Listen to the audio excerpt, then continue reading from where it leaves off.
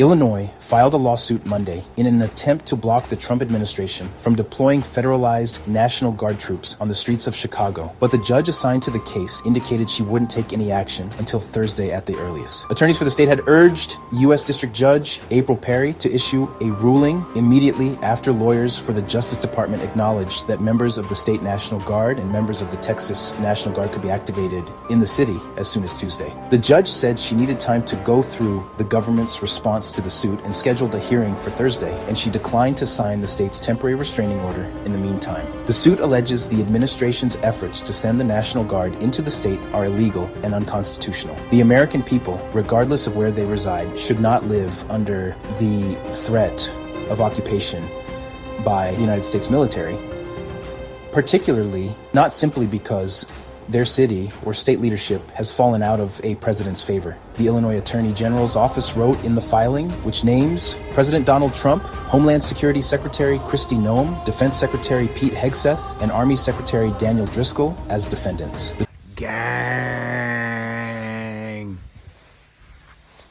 Trump administration's illegal actions already have subjected and are subjecting Illinois to serious and irreparable harm, the suit says. The White House maintained Trump's actions are lawful amidst ongoing violent riots and lawlessness that local leaders like Illinois Governor J.B. Pritzker have refused to step in to quell.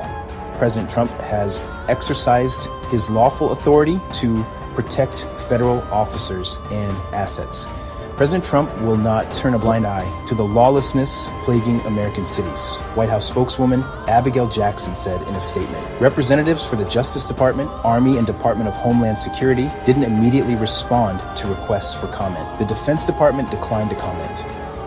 A federal judge in Oregon issued 2 separate orders over the weekend temporarily blocking the Trump administration from sending federalized National Guard members from California or any other state to Portland, Bruin, Oregon. Portland and Chicago are part of a wave of Democrat-run cities and states that Trump has targeted with federal troops. This country has a long-standing and foundational tradition of resistance to government overreach, especially in the form of military intrusion into civil affairs. U.S. District Judge Karen Immergut, a Trump appointee, wrote in one of her rulings.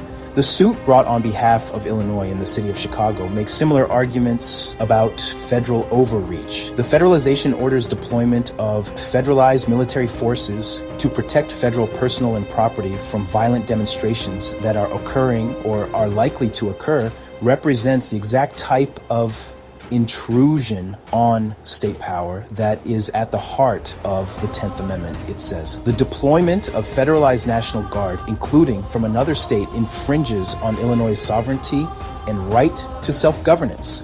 It will cause only more unrest, including harming social fabric and community relations and increasing the mistrust of police.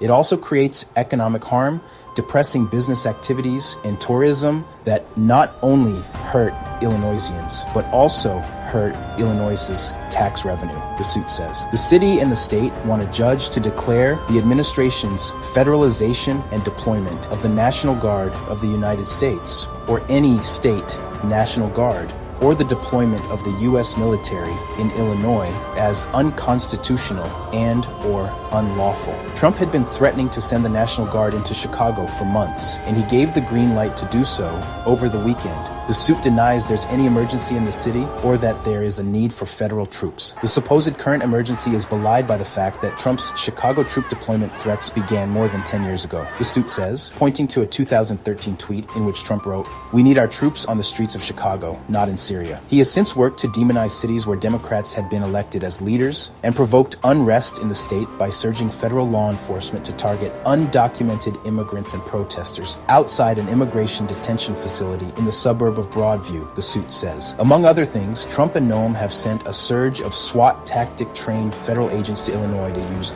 unprecedented brute force tactics for civil immigration enforcement. Federal agents have repeatedly shot chemical munitions at groups that included media and legal observers outside the Broadview facility, and dozens of masked, armed federal agents have paraded through downtown Chicago in a show of force and control, the suit says. The community's horror at these tactics and their significant consequences have resulted in entirely foreseeable protests, it adds. The suit also points to Trump's remarks to a gathering of military leaders last week, which it described as his pitching his plan to use American soldiers to punish his political enemies. He told them that they must prioritize defending the homeland against the invasion from within in American cities run by radical left Democrats, I mean, specifically including Chicago. He stated his intention to use our neighborhoods as training grounds for our military, the suit says.